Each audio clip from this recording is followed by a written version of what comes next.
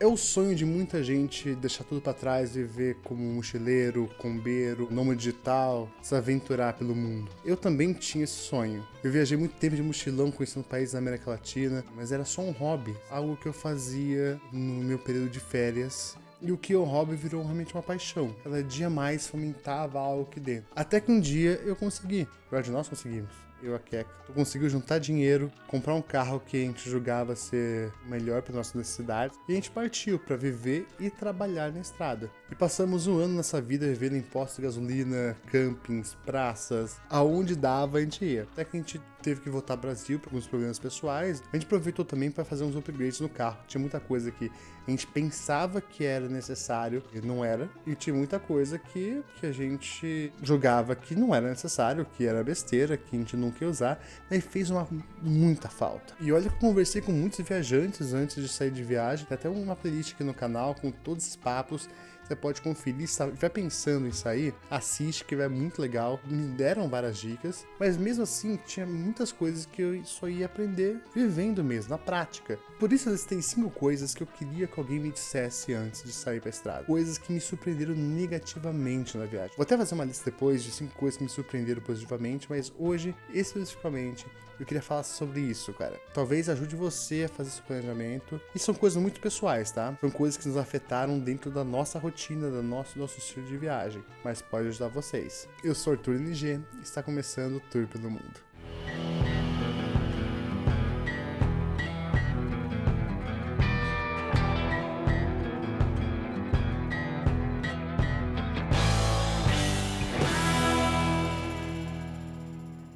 A primeira coisa que me decepcionou negativamente foi grandes centros urbanos. Antes de sair, a gente fez uma lista, né? Lugares para conhecer na Argentina. Buenos Aires, Rosário, Mendoza, enfim, cidades que facilmente estavam na nossa mente, na nossa imaginação. Porém, para quem viaja de carro, cara, esses cintos eram um desastre, assim, era horrível. A gente saiu, a gente não é rico, a gente tinha um dinheiro de emergência, mas saí trabalhando home office, então eu tinha que ter uns horários para fazer reuniões, então eu precisava de um lugar com estrutura, vamos dizer assim, mínima, assim, um posto de gasolina com um bom Wi-Fi, legal, funciona. Uma praça com Wi-Fi público. Ou quando o trabalho era mais offline, não precisava fazer reuniões, eu ia pra beira de um lago, pro meio do mato. Primeiro que pra achar esses lugares era um pouco mais difícil. Realmente a gente ficava em postos na beira da estrada. Por quê? Porque tem muito caminhoneiro. Os postos de caminhoneiro já estão preparados. Na verdade, tem um mundo oculto, que é o mundo dos caminhoneiros. Quando você tá em grandes centros, esses postos geralmente são fora da cidade. Bem longe do centro, onde tem as maiores atrações, os museus, os restaurantes, os bares. Tinha muita gente que a gente conhecia, se arriscava e ficava em praças, mas a gente não se sentia muito seguro, sabe? A gente tem uma regra viajando que é quando um não se sente seguro, o outro também a gente não fica. E o trânsito era uma desgraça. Cara, é preciso fazer um disclaimer? Como fala isso? Exposed. Vou fazer um expose aqui da Argentina. Qual que é o problema com a placa pare? Não faz sentido, gente. A Argentina não tem placa pare. Cara, é simples. É uma placa que fala onde você para. Tem algumas em cruzamentos muito importantes, mas sabe aquela máxima que é se tem placa, tem história? Em 90% dos casos não tem placa pare. Então você tá andando com trambolho.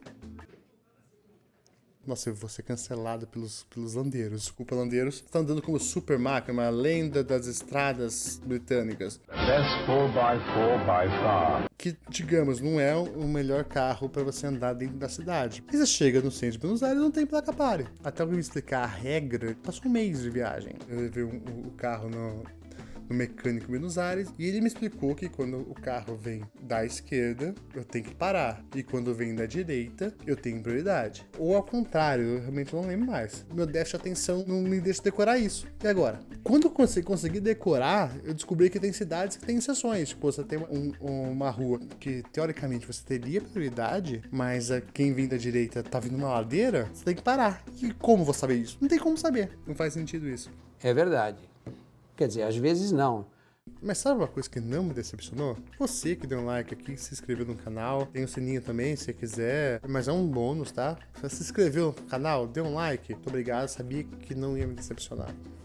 O segundo ponto que nos surpreendeu negativamente foi cidades turísticas. Muitas cidades turísticas não eram muito receptivas com quem viajava de motorhome. Eu vou explicar. Não é que as cidades turísticas não eram legais, que a gente não conheceu muita coisa que a gente sonhava em conhecer. Muitas delas trouxeram experiências que foram ápice, assim, na nossa viagem. Mas como eu tô falando sobre a vida na estrada, não necessariamente sobre os destinos, em muitas cidades pequenas que vivem do turismo, as pessoas ali querem que você gaste com o turismo. Eles querem que você dê algum retorno. Então, estavam bem vacinadas com quem viaja de motorhome. E até um contraponto que muitas das cidades eu já tinha conhecido como mochileiro. E a experiência foi maravilhosa, assim. Eu cheguei na cidade e falei, caramba, cara, que lugar legal. Quando eu voltei pra lá, a experiência foi totalmente diferente, assim. Quando a gente chegou, a gente já não podia dormir em qualquer lugar. A Chaltén foi um desastre. Não podia dormir na praça, que a polícia batia no vidro pra você sair. Quando você chega em lugares assim, você não tá ali gastando no lugar, você não tá investindo dinheiro no turismo ali. E são cidades que vivem do turismo. Principalmente em alta temporada, recebe muita gente. E quando enche, eles não são tão hospitaleiros, são tão receptivos assim. Em compensação, teve cidades que eu nunca ouvi falar, no meio do nada, mas que nos receberam tão bem. Lugares com culturas riquíssimas, com cenários de tirar o fôlego. E essas ficaram marcadas nos corações. Nos motivaram a criar a Lounge, uma marca de roupas 100% brasileira, inspirada em jornadas pelo mundo. A gente acompanha todo o processo de confecção das peças e temos muito cuidado para que elas sejam feitas de maneira sustentável. E principalmente para que elas criem uma conexão genuína entre você e o mundo, desde os detalhes das estampas até a escolha dos materiais. E ela vem no pacote assim, ó. Junto com ela vem, além da camiseta, vem um sticker exclusivo, desenhado por nós mesmos. Aqui tem um guarnaquinho, aqui tem nosso carro, nossa casinha, e aqui tem um logo aqui da Round. E também um cartão postal exclusivo desenhado por nós, é muito legal.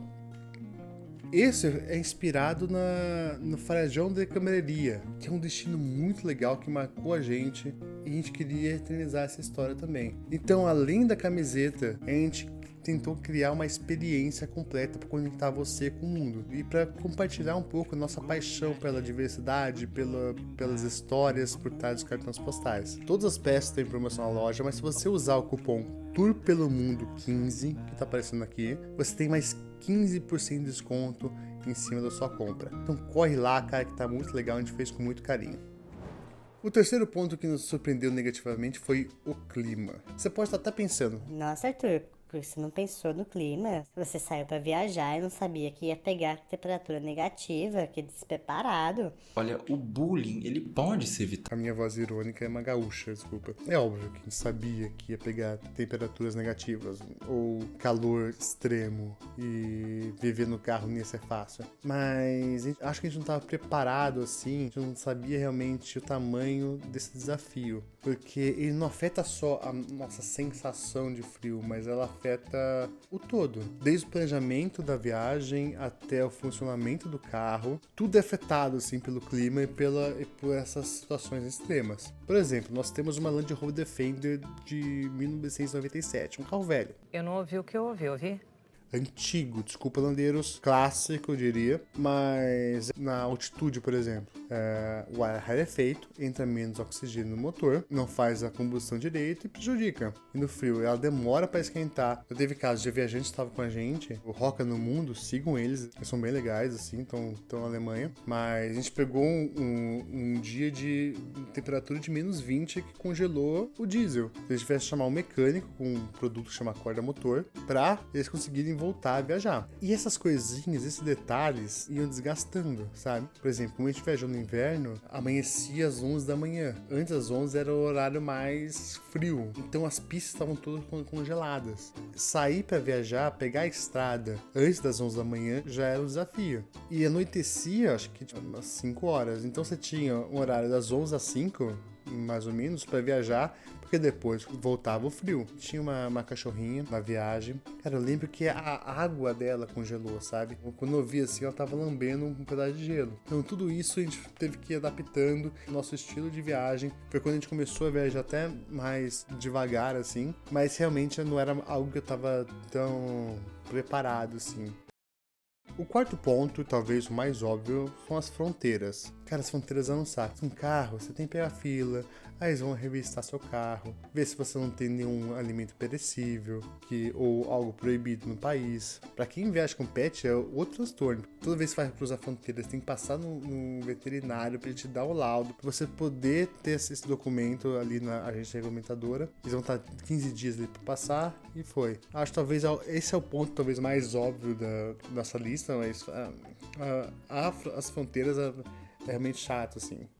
Acontece, é muito sério. O quinto ponto que mais me decepcionou, esse não era tão óbvio assim, mas o mais marcante pra mim foi nós. Sim, nós, os viajantes. Reflita um segundo sobre o que você está falando. Porque se você fizer isso, eu tenho certeza que você vai mudar de opinião sozinho. Sinceramente, eu nunca fui de viajar de caravana, de muita gente. Isso pode ser até decepcionante pra você. Tem muita gente que gosta e não é errado, tá? Fiz muitos amigos na estrada, mas a gente tinha uma dinâmica diferente, sabe? Eu amava parar num lugar, sentar, ficar um tempo, um mês numa cidade, conhecer a cultura, conversar com o velhinho na praça, conversar com a senhora que tá ali alimentando os pombos, viver um pouco a vida dos locais e entender como eles enxergam o mundo. Mas o que mais me irritava não era só nas caravanas ou solos, era a falta de respeito de alguns com o local onde estavam. O ano passado até teve um vídeo de uma expedição ali, da empresa, que eu não vou falar o nome, mas deles passando em cima da grama, na praça, irritando realmente algumas pessoas do local. Cara, isso, cara, é tão comum, sabe? Tipo, você vê tanto isso. A pessoa sai de casa e ela não quer saber, tipo, de onde ela tá, ela quer saber onde ela vai. Ela quer saber, tipo, da montanha que ela vai ver, da praia que ela vai conhecer. E se dane o local, a cultura, o respeito, as pessoas que vivem e moram ali. Então a gente não se dava o trabalho realmente de ter o mínimo de respeito, de ter o mínimo de consideração, de entender como as coisas funcionam. Cara, você tá em um país diferente, cultura diferente, uma cidade diferente, o mínimo você tem que fazer é respeitar o local. Tirando questões de meio ambiente, jogar lixo. Já teve casos de pessoas pegando o porta-pote, porque não sabe, é um banheiro que vai dentro dos motorhomes, é tipo uma caixinha mesmo, você vai nas cidades, onde depois você tem que descartar, principalmente no lugar correto. Já teve gente descartando em riacho, em manancial de água. Cara, isso me irrita de um ponto tão grande. Começou a gerar uma aversão. Eu não queria que as pessoas pensassem que a gente era assim. Cara, isso é uma minoria, tá? A maioria respeita, a maioria é super antigo, mas essa minoria que estraga, sabe? Essa minoria que queima todo mundo que viaja de motorhome. Por isso, como eu falei, chega em cidades turísticas, tem gente que não gosta. A maioria das pessoas que trabalham com turismo lá não gostam porque que realmente às vezes não respeitam, não contribui nada e não respeitam. E essa é uma preocupação que a gente tinha desde o começo. Vou até deixar aqui, tem um vídeo muito legal falando dos primeiros 3 meses da nossa viagem. Ou se você estiver se preparando para sair e quer mais dicas, tem aqui uma playlist com as entrevistas que eu fiz, bate-papo com os viajantes que já estavam anos na estrada, que aí me ensinou muito, tá? E a gente volta na próxima. Um beijo no coração de vocês e bora lá.